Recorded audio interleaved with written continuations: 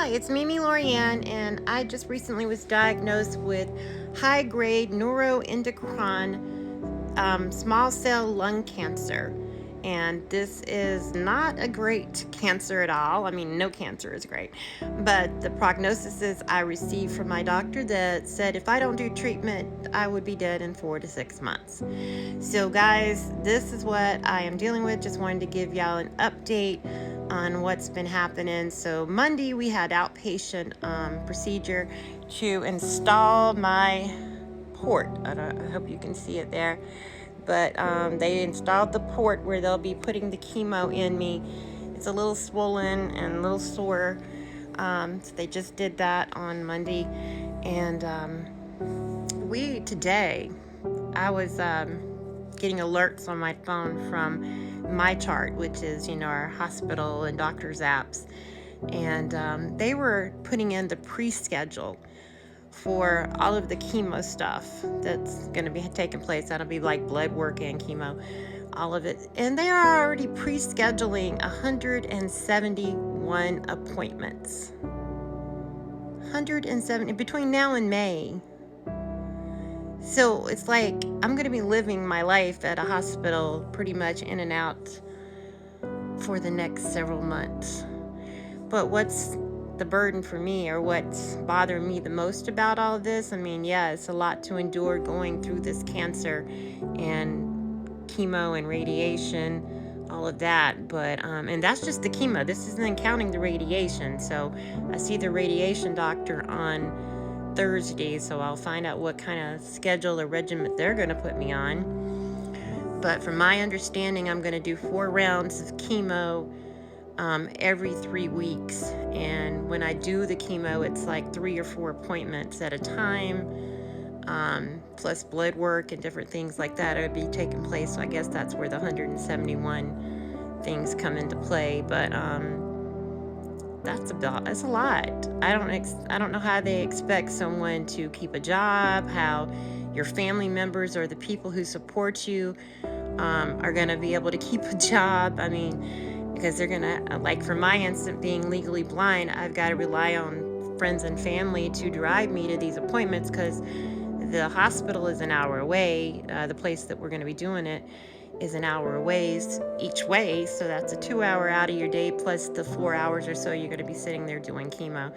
So pretty much your whole entire day is going to be spent in the hospital. And then your immune system is going to be weakened doing all this. So now I'm going to be right around all the germs that I don't need to be around, right?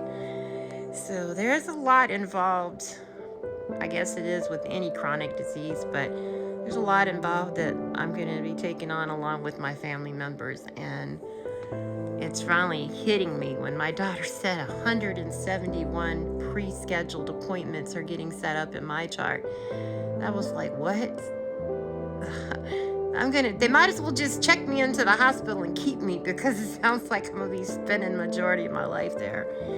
But I'm more concerned about my family, my support system, because it's not like I can get in a car and drive myself to these appointments, and it's not like I have transportation ability to go get on some type of transportation and have them take me there and back without having to rely on a friend or family. And so, yeah, this is going to mean my kids and my family members are going to have to take off from work and use some of their FMLA to take me back and forth to the hospital for these appointments. So, yeah, this is a lot. So I don't know how we're going to do it. I put it all in God's hands. I'm trying to keep my positive attitude and, just keep my spirits up. But the closer and closer we get to it, it is getting scarier by the moment. And I'm just being real with you, because I wish there was another way to get rid of cancer besides abusing my body with chemo and radiation. But if it's what I got to do, it's what I got to do, because my grandson and my kids and my family and myself in general, I want to be here for a long time. I'm not trying to go anywhere anytime soon. And so I've been working on making sure that I'm walking in my faith and trying to get right with God and make sure that I am pleasing to Him, and that been reaching out to him, trying to ask, what is it you are wanting me to, do? Because I feel like there's a purpose still that he's wanting me to continue doing in this world, and I'm trying to find out what it is. What is the purpose that you are using me for, So I'm hoping that with these videos I make that just sharing my story may help someone else who's going through some of this. So if you are dealing with high-grade neuroendocrine cancer, I have it in my lung. Right now it is only in my right lung. It is in my right upper lobe of my right lung. It is also attached to my lymph nodes. From my understanding, I think it's 7 centimeters, so it is too large to operate. And I will be doing, like I said, a mixture of chemo and radiation to try to target it and shrink it and hopefully, eliminate it. So I think that we are getting ready to go into battle. That's what I feel like right now. It looks like I'm going into battle.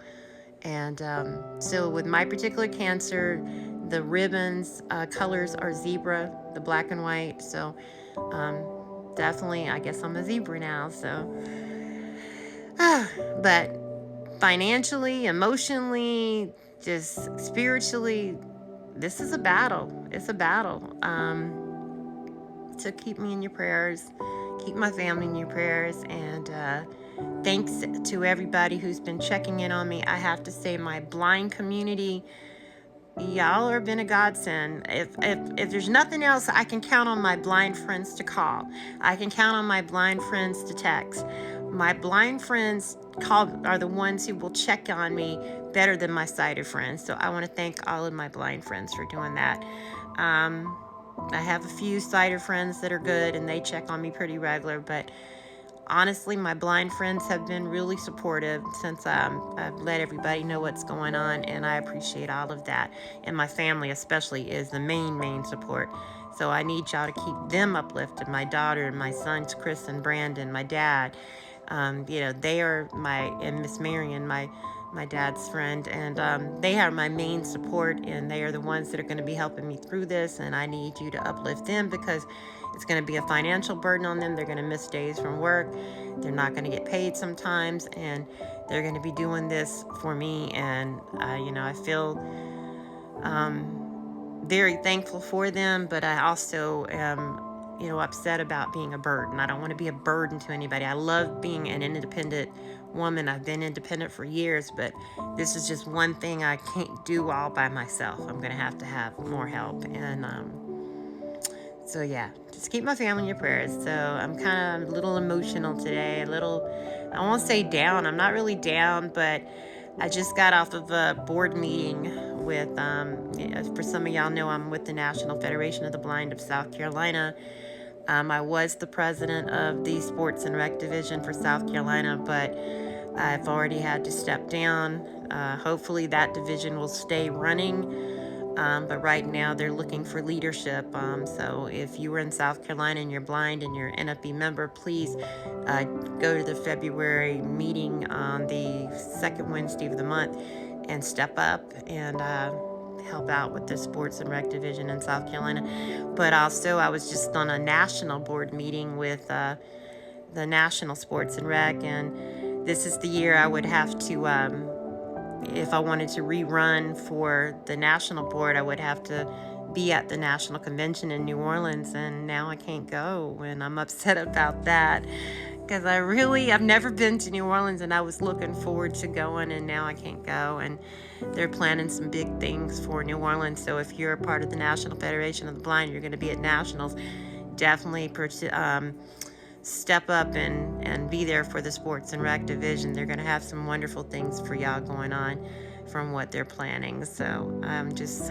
upset that I won't be able to be there to see it, and I won't be able to run again for national board. So I'm still going to help in any way I can in the background and do what I can for the National Federation of the Blind. But it's just upsetting that I can't go to New Orleans. I'm upset about that. And I'm hoping I'll be okay to go to my state convention in August. So hopefully my immune system will be a whole lot better by August, but I know definitely in July it's not